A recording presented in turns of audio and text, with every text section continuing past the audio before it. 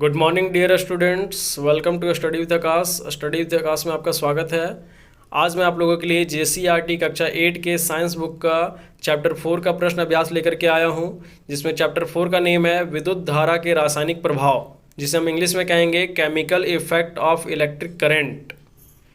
तो इसमें हम लोग सबसे पहले इसके पेज नंबर 37 के प्रश्न को देखेंगे, जिसमें पहला प्रश्न है दो द्रवों का नाम बताएं जो विद्युत का चालन करते हैं। तो इसका उत्तर होगा नींबू का रस एवं सिरका। अब हम लोग अभ्यास की ओर बढ़ते हैं, जिसमें पहला प्रश्न है नीचे दिए गए सही विकल्प के आगे सही का निशान लगाइए। जिसमें पहला प्रश्न है विद्युत धारा उत्पन्न करता है, जिसके ऑप्शंस हैं केवल ऊष्मीय प्रभाव, केवल रासायनिक प्रभाव, केवल चुंबकीय प्रभाव, ऊष्मीय, चुंबकीय एवं रासायनिक प्रभाव। तो इसका सही आंसर होगा ऊष्मीय, चुंबकीय एवं रासायनिक प्रभाव। अगला प्रश्न है निम्नलिखित में कौन सा घोल विद्युत का कुचालक है, जिसके ऑप्शंस हैं नींबू का रस, नल का पानी, सिरका, आसुत जल। तो इसका सही आंसर होगा आसुत जल। अगला प्रश्न है निम्नलिखित में कौन सी ऐसी धातु है जिसके विद्युत लेपन के द्वारा किसी वस्तु की चमक को बढ़ाई जा सकती है। तो इसके ऑप्शंस है लोहा, क्रोमियम, तांबा, एल्युमिनियम। जिसका सही आंसर होगा क्रोमियम। अब इसका 2 नंबर का प्रश्न है खाली स्थानों को भरिए। जिसमें पहला प्रश्न है विद्युत चालन करने वाले अधिकांश द्रव अम्ल, क्षारक तथा के विलयन होते हैं लवण के। दूसरा प्रश्न है किसी विलयन से विद्युत धारा प्रवाहित होने पर प्रभाव उत्पन्न होता है। तो रासायनिक प्रभाव उत्पन्न होता है। तीसरा है कमजोर और दुर्बल विद्युत धारा प्रवाहित होने पर भी दीप्त होता है। तो इसका आंसर होगा LED। अगला प्रश्न है जब कॉपर सल्फेट विलयन से विद्युत धारा प्रवाहित की जाती है तो बैटरी के टर्मिनल से संयोजित प्लेट पर कॉपर निक्षेपित होता है। तो इसका सही आंसर होगा ऋण। 5वां प्रश्न है विद्युत धारा द्वारा किसी पदार्थ पर इच्छित धातु की परत निक्षेपित करने की प्रक्रिया को कहते हैं विद्युत लेपन। अब अगला प्रश्न है किसी धातु पर इच्छित धातु की परत निक्षेपित करने की प्रक्रिया को क्या कहते हैं। तो इसका उत्तर होगा विद्युत लेपन। अगला प्रश्न है पानी में हाइड्रोजन एवं ऑक्सीजन का अनुपात क्या होता है। तो इसका आंसर होगा 2:1। पानी का रासायनिक सूत्र होता है H2O, जिसे अगर हम लोग अलग करते हैं तो हाइड्रोजन यहाँ पे 2 भाग है, इसलिए यहाँ पे हाइड्रोजन को एक साइड लिखेंगे, दूसरे साइड हाइड्रोजन को लिखेंगे और बीच में ऑक्सीजन को रखेंगे। तो H2 यानी कि हाइड्रोजन का 2 और ऑक्सीजन O2 यानी कि यहाँ पे ऑक्सीजन का रासायनिक सूत्र है O2, लेकिन इसका अनुपात जो होता है जल में वो 1 होता है, इसलिए 2:1 इसका आंसर होगा। अगला प्रश्न है खाद्य पदार्थों को संरक्षित करने के लिए लोहे के डिब्बे पर किस धातु का विद्युत लेपन किया जाता है। तो इसका उत्तर होगा क्रोमियम। अगला प्रश्न है लोहे के बने पुलों को जंग से बचाने के लिए किस धातु का विद्युत लेपन किया जाता है। तो इसका आंसर होगा जिंक। अगला प्रश्न है क्या प्लास्टिक या लकड़ी की वस्तुओं पर विद्युत लेपन किया जा सकता है। तो इसका उत्तर होगा नहीं।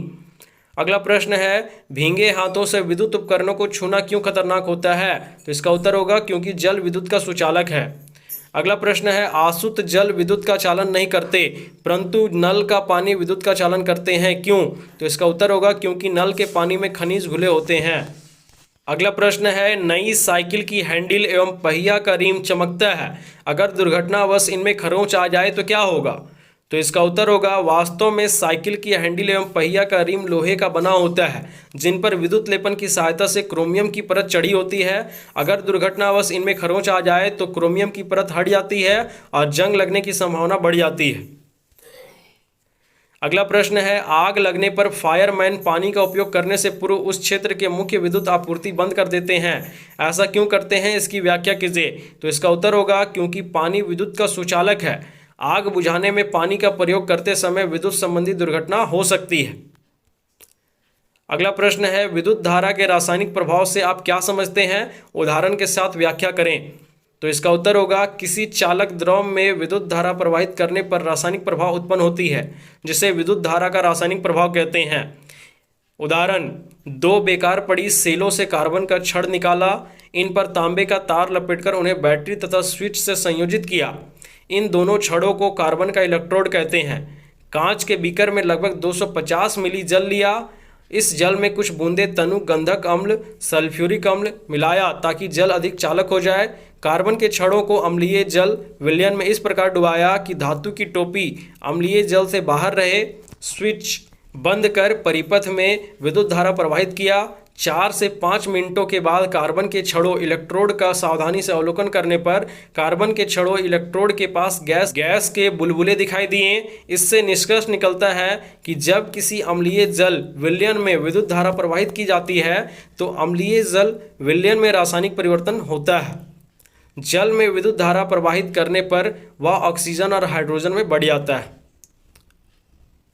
अगला प्रश्न है, साइकिल के हैंडल, पहिए का रिम आदि पर क्रोमियम का विद्युत लेपन किया जाता है, इन्हें क्रोमियम का ही क्यों नहीं बनाया जाता है?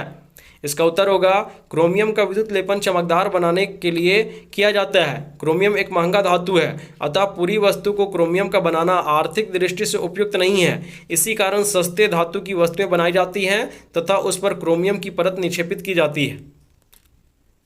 अगला प्रश्न है, जब किसी संपरिक्षित्र टेस्टर के स्वतंत्र सिरों को किसी विलयन में डुबोते हैं तो चुंबकीय सुई विक्षेपित होती है। क्या आप इसके कारण की व्याख्या कर सकते हैं? तो इसका उत्तर होगा, जब किसी संपरिक्षित्र के स्वतंत्र सिरों को किसी विलयन में डुबोते हैं तो चुंबकीय सुई विक्षेपित होती है, क्योंकि दोनों सिरों को विलयन में डालने पर विलयन के विद्युत का चालक होने के कारण संपरिक्षित्र में से विद्युत प्रवाहित होने लगती है। विद्युत प्रवाहित होने से विद्युत के चुंबकीय प्रभाव के कारण तार के चारों ओर एक चुंबकीय क्षेत्र बन जाता है। इस चुंबकीय क्षेत्र से आने पर ही चुंबकीय सुई विक्षेपित होती है। अब इसका अंतिम प्रश्न है, विद्युत लेपन क्या है? इस प्रक्रिया में अम्लीय जल का उपयोग क्यों किया जाता है? तो इसका उत्तर होगा, विद्युत धारा की सहायता से किसी धातु की सतह पर इच्छित धातु को निक्षेपित करने की प्रक्रिया को विद्युत लेपन कहते हैं। इस प्रक्रिया में अम्लीय जल का उपयोग किया जाता है ताकि उससे होकर विद्युत प्रवाहित हो सके। तो इस तरह से आपका 4th चैप्टर का प्रश्न अभ्यास कंप्लीट होता है। अगर आपको मेरी वीडियो अच्छी लगती है तो अपने दोस्तों के साथ शेयर करें, लाइक करें, कमेंट करें और चैनल को जल्दी से सब्सक्राइब करें, क्योंकि रोज़ मैं आपके लिए इसी तरह से नई नई वीडियो लाता रहता हूं। धन्यवाद।